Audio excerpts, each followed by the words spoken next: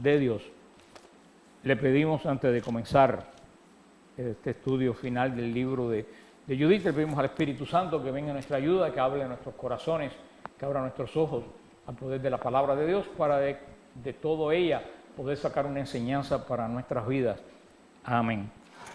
Pues como le dije ya, gracias a todos ustedes por venir. Yo pensé que hoy iba a venir casi nadie porque habíamos dicho que no había clase, porque no había electricidad. Gracias a Dios que Casa Caná no pasó nada. Jorge, ¿de dónde tenemos personas que se comunican con nosotros ahora? De México, de Colombia, Salvador, California, Missouri, Tennessee, esa es ID. Hay ID. New York. Y la Florida. Bueno, pues a todos ustedes. La Florida es uno de los que no viene y lo ve por él. A todos ustedes, gracias por sintonizarse con nosotros. Y pues terminamos este libro de Judith en el nombre del Padre, del Hijo y del Espíritu Santo. Amén. La semana pasada nos quedamos cuando Judith lleva a Betulia la cabeza de Holofernes y la oración de Osías, que ¿se acuerdan que hablamos que es la que se usa en la fiesta de la Virgen María? Porque tiene ese gusto de la bendición de Judith sobre Yael. Bendita seas, hija del Altísimo, más que todas las mujeres de la tierra. ¿Se acuerdan cuando el cántico de Débora dijo, bendita seas Yael entre todas las mujeres que habitan la tienda? Y ahora esta misma bendición se le aplica a Judith. Bendita sea entre todas las mujeres de la tierra. Y después Isabel, el Espíritu Santo a través de Isabel, le va a aplicar esta misma bendición a María.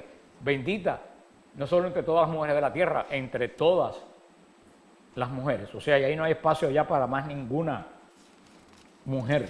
¿Por qué? Porque Judith derrotó al gran enemigo de Israel. Vimos, como dijimos, que el Señor, como ahora con San José de Cupertino, como el Señor usa lo más débil, lo que todo el mundo piensa que no sirve para nada, como el Señor lo usa para su obra.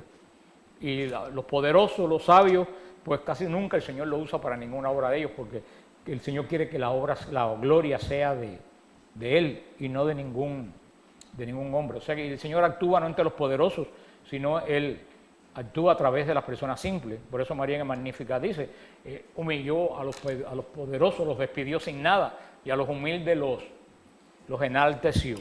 En el capítulo 14 dice, en el versículo 1, Judith les dijo, escúchenme hermanos, tomen esta cabeza y cuélguenla en el saliente de nuestras murallas.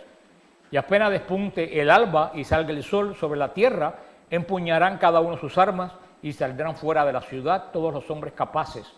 Que se pongan uno al frente como si intentaran bajar a la llanura contra la avanzada de los asirios, pero no bajen. Los asirios tomarán sus armas y marcharán a su campamento para despertar a los jefes del ejército de Asiria. Correrán a la tienda de Holofernes, pero al no dar con él, quedarán aterrorizados y huirán ante ustedes. Entonces ustedes y todos los habitantes del territorio de Israel saldrán en su persecución y los abatirán en la retirada. Pues vemos que esta mujer, que era una viuda honesta y que no salía de su casa, terminó siendo un capitana de... Por eso cuídense de las mujeres. Y de las que no hablan, cuídense más todavía. Porque esta mujer que no hablaba, primero fue la que le llamó la atención a todos los ancianos, a los jefes de Israel. Le dijo, cobardes, ¿cómo ustedes van a atemorizarse delante de cuando querían entregar la ciudad? Y ahora ella quien le da el plan, la táctica, le dice, no salgan a atacarlo porque en la antigüedad, si caía el rey o caía el general del ejército, la guerra quedaba derrotada. Esa era la táctica. En este momento se muere un general del ejército y ponen a otro, pero en aquel tiempo si el estandarte del rey se caía y el ejército veía que el estandarte del rey caía o quien representaba al rey, ya la batalla se daba por perdida. Por eso nuestra batalla es contra Satanás, que no es un diablo, es el principal, es el espíritu que cayó. Primero, cuando él se ha derrotado, todos los demás caen con él. Pero Judith sabía muy bien que si ellos se lanzan a la batalla y ellos lo atacan, pues no saben qué pasó con el general. Por eso le dice que salgan y se paren en formación, pero que no avancen. ¿Para qué? Para que la gente vaya a despertar a Holofernes. Cuando lo van a despertar, se lo van a encontrar sin cabeza. y ahí se va a formar el reguero de personas, y ahí en el desconcierto es cuando ella dice, ahí ustedes tienen que atacar al ejército de Asirio cuando vean que ya no tienen jefe. O sea, vemos la gran sabiduría. Dice en el versículo 5, pero antes traigan aquí a Gior, el amonita, para que vea y reconozca al que despreciaba a la casa de Israel, al que lo envió a nosotros como destinado a la muerte. ¿Se recuerdan a Gior? Que lo mandaron para que lo mataran, porque a Gior le dijo a Nabucodonosor, no te lances contra el pueblo de Israel, que todo el que se lanza termina mal. Y lo mandaron precisamente para el campamento para que los israelitas lo mataron. Y le dijo, tráelo para que vea cómo terminan los enemigos de Israel. Y esa promesa, que era promesa que le dio el Señor para Abraham, ¿se acuerdan qué promesa es? Yo bendigo que te bendiga y maldigo al que te maldiga. Esa promesa no solo es para Israel, porque hay algo, es para todos. Hay algo que yo estaba estudiando sobre los pactos. Ustedes saben que a mí me interesan los pactos de Dios, y es cierto lo que yo estaba leyendo. Abraham no era judío, Abraham era caldeo, de esa zona de Caldea. El pacto que hace con Abraham no lo hace con los judíos, lo hace con toda la raza humana. Muchas veces uno piensa que el pacto con Adán es con los judíos. No, Adán no era judío, faltaban unos pilos de siglos para que llegaran los judíos. Abraham era cananeo. Entonces el pacto que hace con Adán es un pacto para todas las razas humanas. Y es muy interesante lo que estaba estudiando, porque es un pacto incondicional. Hay pactos incondicionales y hay pactos condicionales. El pacto condicional es el que Dios se compromete a algo y la gente, pero en el caso de Abraham, Dios se comprometió, pero Abraham no se comprometió a nada. Dios fue el que le dijo, te voy a hacer príncipe de las tierras. Pero ¿qué le pidió el Señor a Abraham? Nada, lo escogió precisamente por lo que Abraham tenía. ¿Qué tenía Abraham? Fe. O sea que ya Abraham tenía esa condición antes que Dios lo escogiera. Dios no le pidió nada a Abraham. Por eso cuando, ¿se acuerdan? Cuando hacen la alianza, que matan los animales y los parten a la mitad, es la forma de cerrar la alianza. Los que hacían la alianza tenían que pasar por en medio de los dos animales. Y decían que era un símbolo de decir, que me pase esto a mí, o sea, que me piquen a la mitad si yo incumplo el pacto. ¿Y quién pasó por en medio? Dios. Abraham no pasó. Entonces esto es un pacto incondicional, porque la condición ya estaba dada antes del pacto. ¿Cuál era la condición? La fe de Abraham. O sea, es un pacto, y si hay un pacto incondicional, no se acaba. ¿Por qué no se acaba el pacto incondicional? Porque Dios nunca va a fallar al pacto. Ahora, los pactos que se hicieron después, sobre todo el pacto con Moisés, es un pacto condicional. Porque dice, yo le doy este pacto a ustedes, si ustedes cumplen esto y esto, tiene una ¿qué? Condición. Cuando tú no cumples la condición de que la compra de un carro o de una casa y tú no pagas, ¿qué te pasa? Se rompe el contrato, porque el contrato está basado en ¿qué? En condiciones. Israel no cumplió las condiciones del pacto de Moisés, y por eso el pacto de Moisés, ¿qué pasó? Se acabó. Israel no lo cumplió. Era un pacto condicional. Ahora viene Jesús y hace pacto con Dios. ¿Cómo es ese pacto? Incondicional. Porque el hecho de Jesús es anterior al pacto. En Abraham fue la fe. ¿Qué cosa fue en Jesús? La obediencia. ¿Qué el Señor encontró en Abraham cuando hizo el pacto? ¿Y qué el Señor encontró en Jesús cuando hizo el pacto con Jesús en la cruz? Obediencia. Entonces es un pacto incondicional. Pero el pacto que tenemos nosotros con Jesús, por medio del bautismo, sí es condicional. Porque nosotros tenemos que cumplir en obediencia a Jesús para estar en el pacto que hizo. ¿Ustedes entienden eso? Por eso el pacto de Jesús es eterno, igual que el de Abraham. O sea, podemos decir que el pacto de Jesús es una perfección del pacto de Abraham, porque es la fe y la obediencia. Ya no hace falta absolutamente nada más, porque ¿qué cosa es la obediencia? La obediencia son las obras, porque ¿en qué tú manifiestas tu obediencia? Tú manifiestas tu obediencia en hacer lo que se espera de ti. Y las obras no es solamente dar dinero, como piensan, la caridad. No, obra es todo aquello que sale de la voluntad humana. Obra no solo es hacer cosas con las manos, obra es toda acción de tu voluntad. Entonces, cuando tú eres obediente, ¿qué cosa es eso? Una obra de tu voluntad. Por eso, el pacto de Jesús es pacto eterno. Y podemos decir que es la glorificación del pacto de Abraham. Porque fíjate qué interesante. Hay dos palabras. ¿Se acuerdan del primer pacto? Y no sé para qué me iba a meter yo esto. Debe ser porque no encontré otra cosa que decir. ¿Con quién fue el primer pacto? Y esto nadie habla de esto. Esto es para que ustedes hagan teólogos. ¿Con quién fue el primer pacto?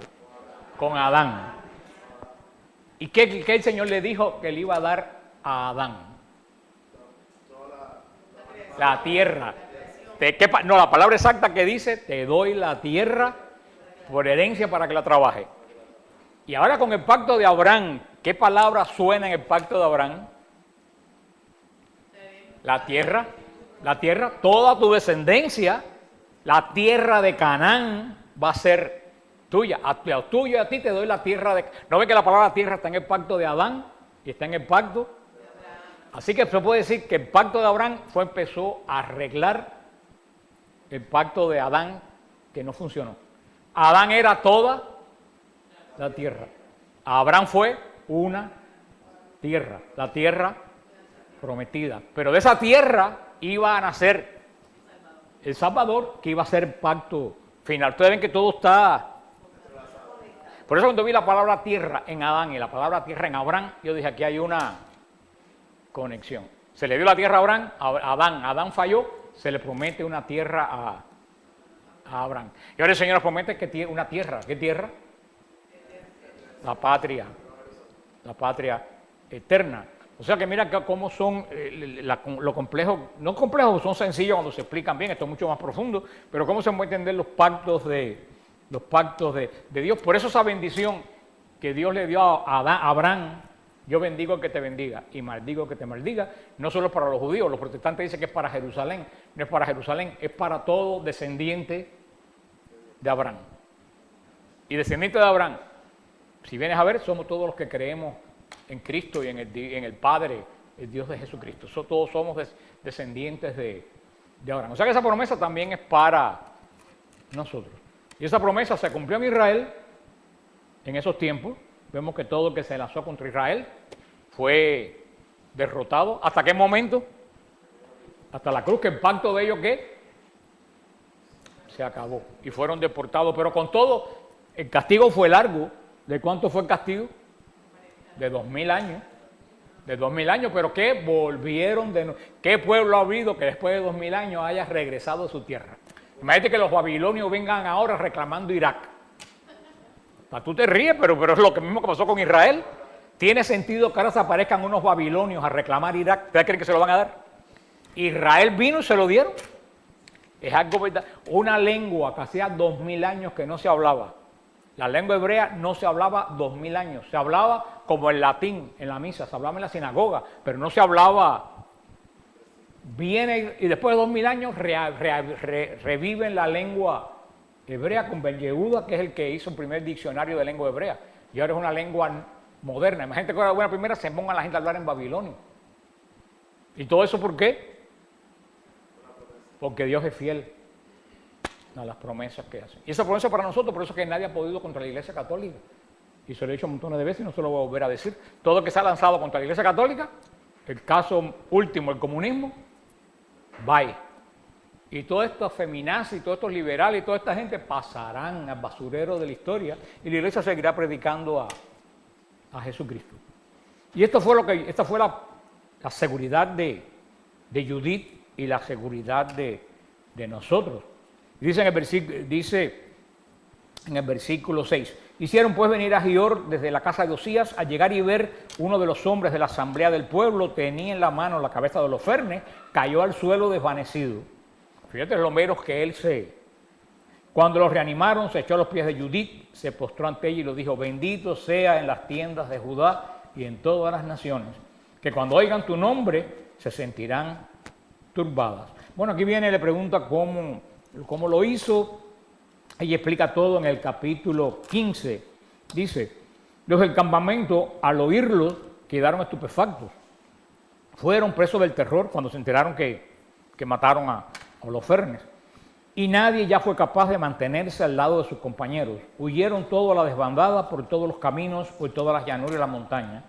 También los que se encontraban acampados en la altura, sitiando a Betulia, Jerusalén, se dieron a la fuga. Entonces todos los hombres de guerra de Israel cayeron sobre ellos. Osías mandó aviso a Betometain, a Bebé, a Jobán y Colá, y a los habitantes de las montañas de Jerusalén, dando noticias de cuanto había pasado para que todos se arrojaran sobre el enemigo y los exterminaran. Lo voy a repetir para que se ubiquen los que han ido a Israel. Eso es cuando vamos a Monte Tabor, y yo les enseño, estamos en el balcón de Monte Tabor, y yo les enseño para allá, ¿se acuerdan? Que están las montañas de Samaria.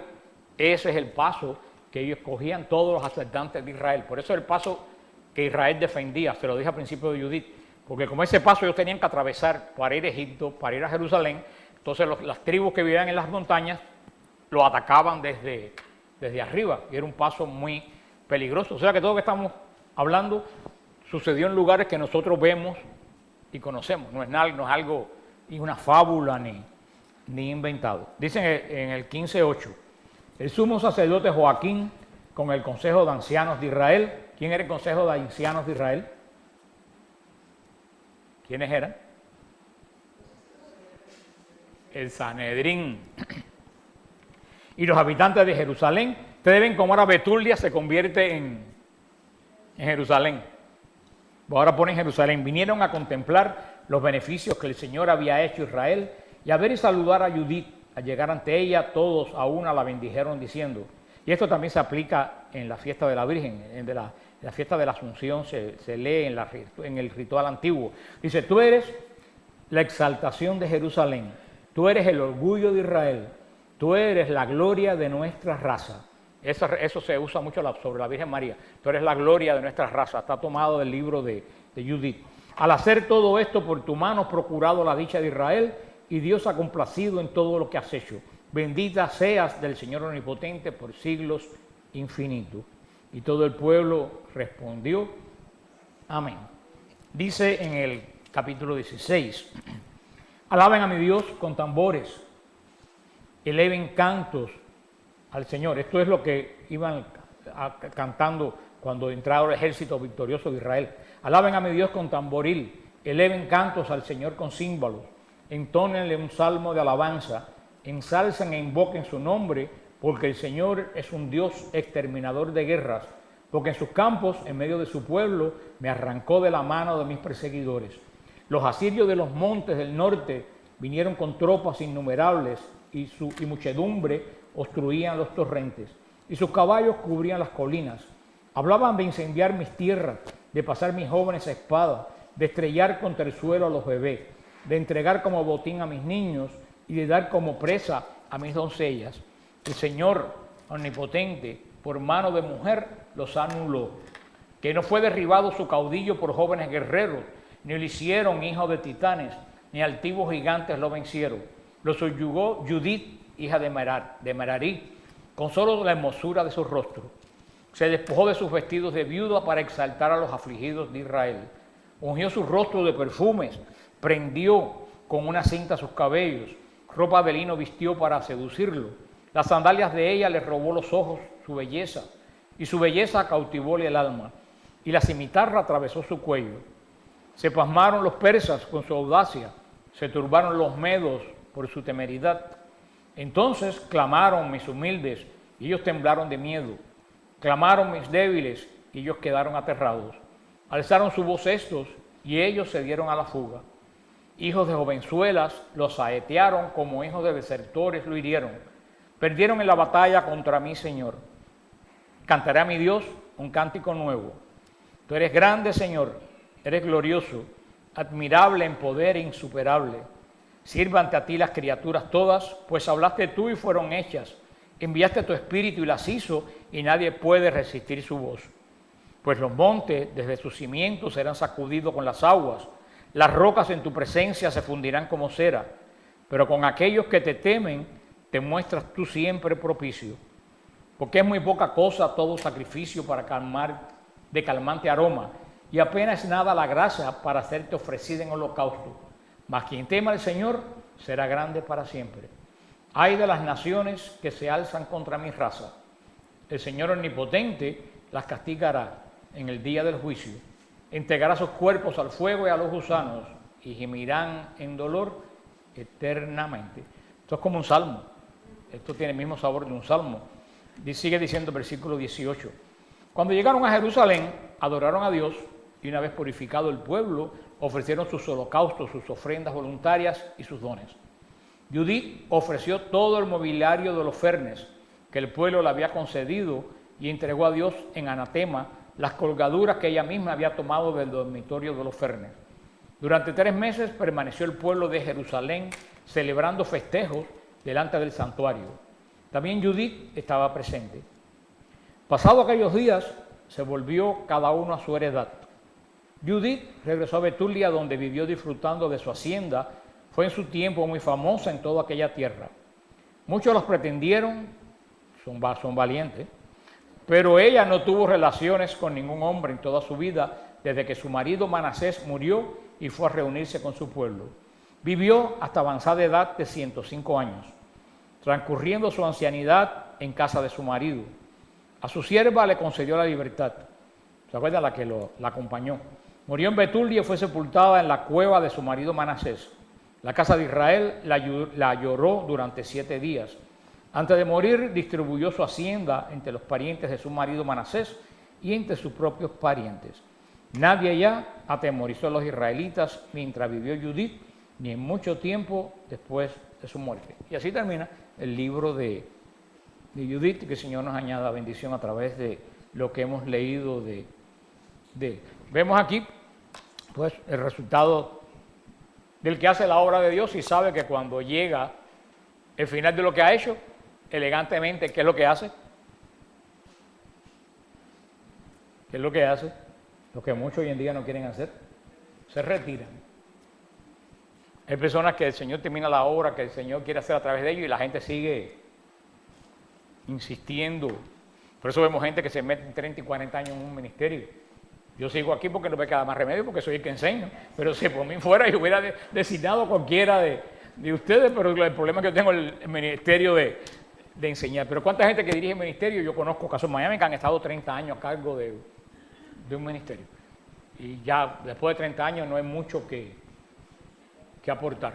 Hay personas que se agarran no solo en la iglesia, en política, en todos casos. Uno tiene que saber cuando el Señor te dice, ya el tiempo de lo que estás haciendo, ya terminó, tiempo de que busques, no que te retires, pero que busques otra cosa donde el Señor te llame a presentar o que te quedes no de jefe, te quedes, ¿qué cosa? Oyendo y aprendiendo, y aprendiendo. Eso en muchos días, hoy en día, eso fue, créanlo o no, eso fue lo que le pasó a Santa Juana de Arco. Ese fue el gran fallo, por eso murió en la hoguera, ella lo reconoció. Ella oía estas voces para que liberara a Francia y el Señor la acompañó. Y por eso vemos que esta muchacha, como Judith, Judith le inspiraba. Esta muchacha que era una campesina, terminó liderando la fuerza francesa, expulsando a los ingleses de Francia, haciendo coronar al rey Carlos. Pero la misma santa lo explicó ya antes de morir, porque lo mataron los ingleses, que eran los enemigos de Francia, la Inquisición inglesa, no la Inquisición de la Iglesia.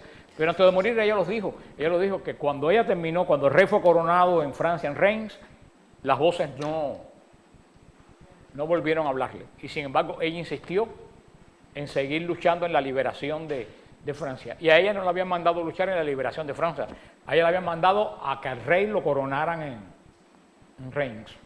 Y ella misma lo aceptó, que ella, después que se terminó su misión, ella siguió, como ella había ganado todas las batallas, ella pensó que iba a seguir ganando las batallas. No, ya la misión de ella se había acabado y por eso los ingleses la aprendieron. No tienes que saber en la vida cuándo, hasta dónde el Señor pues, te tiene en una misión.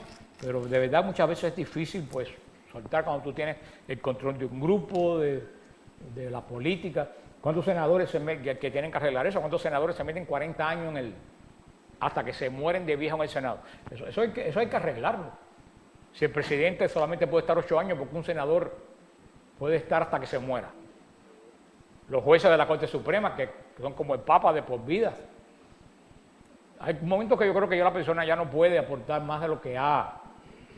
Y nos dice este dato de Judith, que vivió 105 años, ese es el dato bíblico siempre en Israel, cuando quieren decir que una persona fue agradable a Dios, le ponen que vivió muchos años.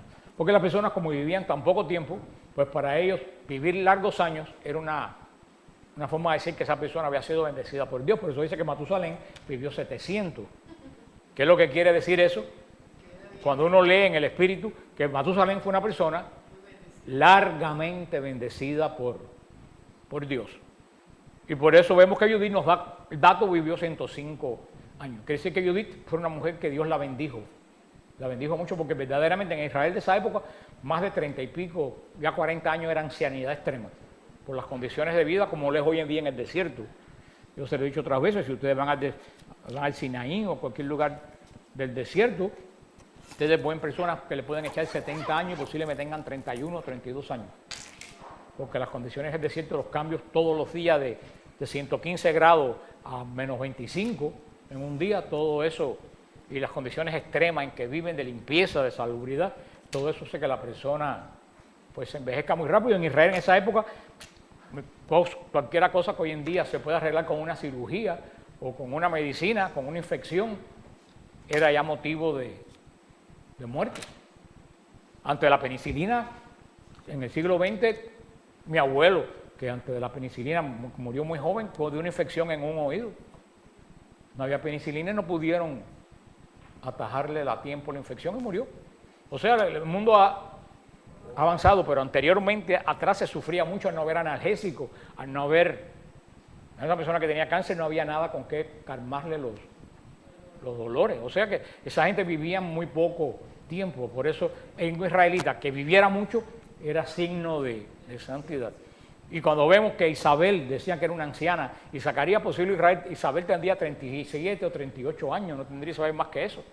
Pero ya en Israel, una mujer que no había parido esa edad, porque las muchachas por eso se casaban jovencitas, que en cuanto podían concebir, se casaban porque del parto morían, cantidad de mujeres morían del parto porque no había la sanidad, la limpieza que hay hoy en día. Por eso Isabel no era una ancianita, era una mujer de 30 y pico de años, y Zacarías posiblemente también, pero a esa edad no tener hijos era que ya no lo ibas a tener, ya porque esa persona en cualquier momento ya se moría. O sea que mira cómo, pues, siempre yo se lo he dicho que la Biblia hay que entenderla dentro de la mentalidad y de la cultura que se escribe. Si no nosotros, la gente, y eso es lo que le pasa a mucha gente, que leen la Biblia, con cultura del siglo XXI. Y entonces lo que para nosotros dice, no es lo que para ellos decía. Y ese es el gran problema. Por eso que estudiar la Biblia, siempre digo con mentalidad hebrea, estudiar cómo pensaban los hebreos, cómo vivían para poder entender lo que a ellos se les dijo. Nosotros nos vamos ya el lunes, que viene, a esta hora estaremos volando para Fátima.